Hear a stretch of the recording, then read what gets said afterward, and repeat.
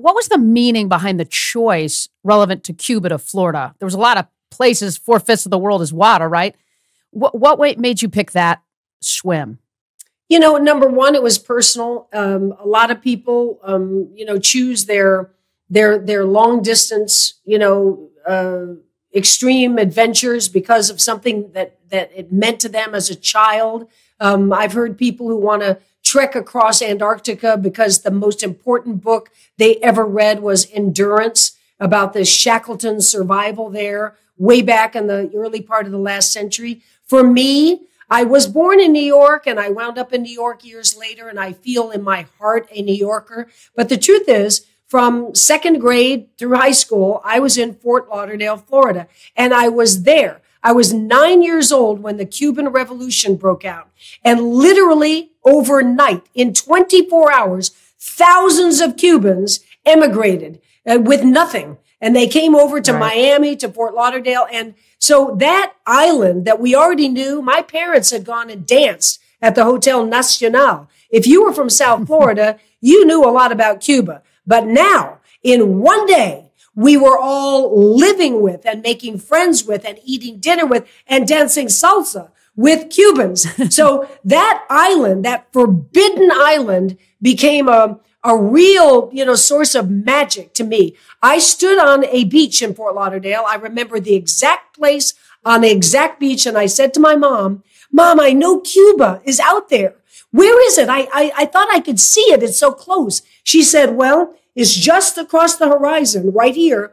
And the truth is, it's just over the horizon, but it is that close. And you little champion swimmer, you could actually swim there.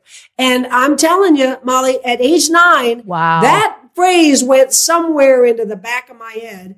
And then it's part of the sport. You're right. The earth is 4/5 water. And we all know the famous swims, that people, the Hellespont, as the English Channel, et cetera. But for me, the famous swim, and good swimmers have tried it, was Cuba to Florida. And it had to do with those two nations. I think, honestly, the biggest public honor I've ever had was being invited by President Obama, whom I admire terribly, to the White House, to the Oval Office, to just sit with him and chat about life and chasing goals. And he said to me, you just showed the world that our countries are not that far apart, that we could get to a place where we can finally reconcile and we can be friends, and the Cubans can come here at will and we can go there at will. You showed us. And so, you braved the sharks and the jellyfish. Well, surely we can come together. And he made, during his presidency, he sure did make a stab at us coming back together. And that has all been unraveled again now. What's so amazing is there's so many risks, so many obstacles, Diana, and you've talked about it in attempting to do something like what you did. What were the main risks, right? What were some of the main risks in attempting what you, in fact, achieved? Well, if you had talked to me back when I first tried it, 1978, or talked to me in 2010 when I was getting ready at age 60 to get back in shape and try it again, I would have given you the whole list of, the Gulf Stream that we just talked about and how difficult that is to navigate across, because it's a very fine landing point. Again, if you take out the map, and Cuba, Havana is down here, and up here is Key West. As you're trying to swim that 100+ miles, there's no other landing point. If you miss it and get pushed out in the Gulf of Mexico, you're going toward Brownsville, Texas, some 800,000 miles away. If you miss it this way, then you're going out east into the Atlantic Ocean. So to get across that big, fast current and have a navigator every 15 or so minutes change your direction, change your, it's a tricky technical swim, along with the endurance of lasting that many hours on paper. It's going to be 2 to 3 nonstop days of swimming in a big ocean, not just a pool. So there was all that. But I didn't know yet about the box jellyfish, because I'm telling you, I'm not exaggerating.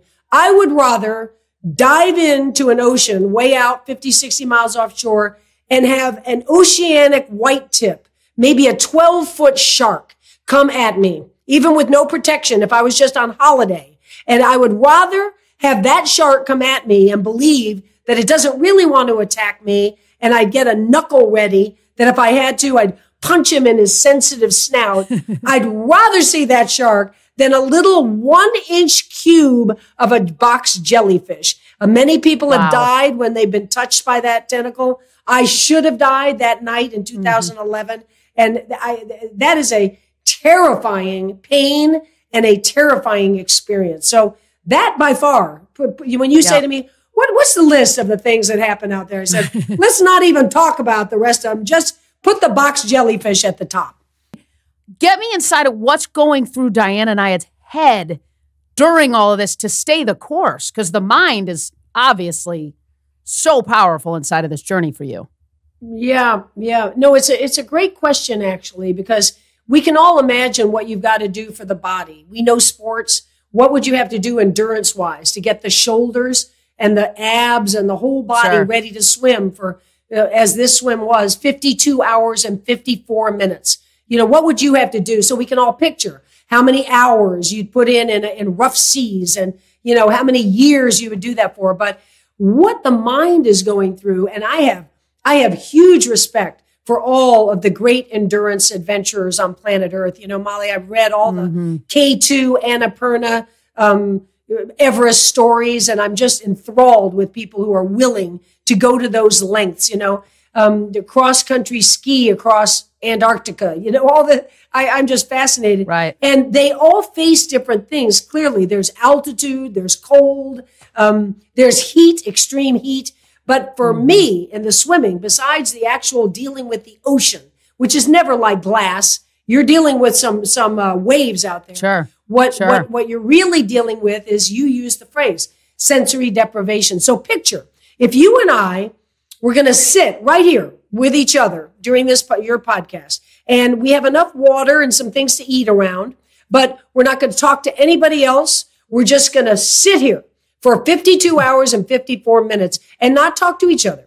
So, very quickly, you're going to be off into what is the next meal I'm going to make, or, I got to make up with my friend that we didn't leave that well, or whatnot. And then very quickly after that, and we're not exhausted, we're not, putting out tremendous amounts of calories, and the body isn't under duress, you're going to be going into actual dreamlike states. If you can't fall asleep for those 53 hours, you're going to be, cycling through your childhood and things you can't control. So I'm out there and I'm counting and I'm breathing to the left 53 times a minute like this. And I see Bonnie, my head trainer, my best friend Bonnie, she's on the boat right there.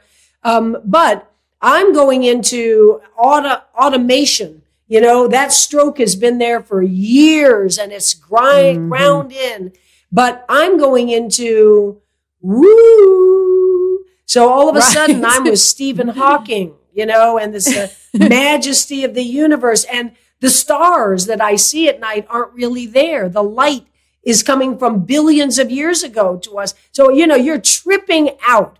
And the way I kept under control was the counting, a long series of goals, and the singing. So I might be out at night singing, Neil Young. I hear you knocking at my cellar door. Look at you I love you, baby. Can you have some more? Ooh, the damage done. And that Neil Young falsetto voice just gets me through the night. So I might sing that, the damage done, 1,000 times. The whole song.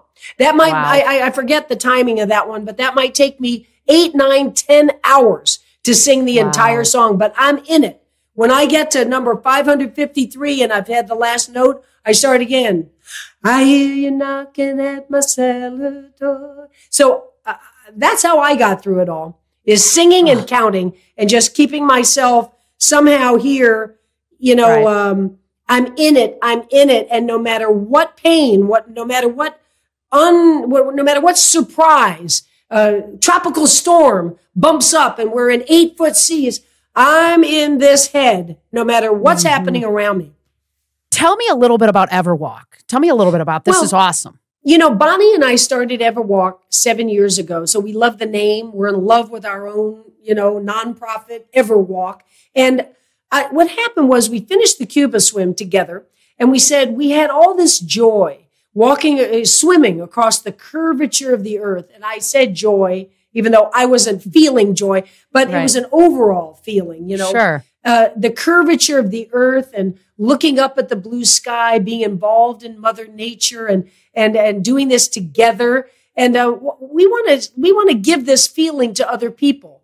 And we thought about cycling, and swimming is too difficult to get a lot of people, but clearly walking is the best way to do it. And at first, I will admit, Bonnie's a badass athlete herself. Both of us thought, well, you know, we'll develop a walking initiative, but that'll be for other people. We're too badass for walking. Come on, walking. But we walked with our group, Everwalk, with a bunch of people, hundreds plus people, from Boston up to Maine, and from Philly to DC, and from White Rock, Canada to Seattle. We did a bunch of long walks, and we continue them. We just walked Santa Fe, New Mexico. We did the Great Hudson Valley of New York, 7 days, 10 to 20 miles a day, depending on who you are. Wow. And it's brought us all those things. Matter of fact, we started asking ourselves questions. Do you not know your neighborhood or your city very well? Well, what's the answer? Walk.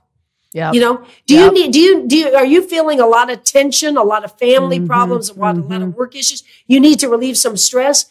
Get out and walk under the trees. Yep. Just so you could find walking as the answer to so many things in your everyday life. So some days I walk with Bonnie. I walk with our Everwalk group. Our website is, I think, pretty exciting. And we have a lot of events, virtual and real, that we lead. But even just for me, sometimes I'll put on my headphones, listen to a book or a podcast, and I just need it. I'll go out for a couple of hours and just stroll around and look at the birds. And I come home and feel, I'm at peace now, you know. So we're now fans of walking, and we're fans of all the answers that it brings to your life.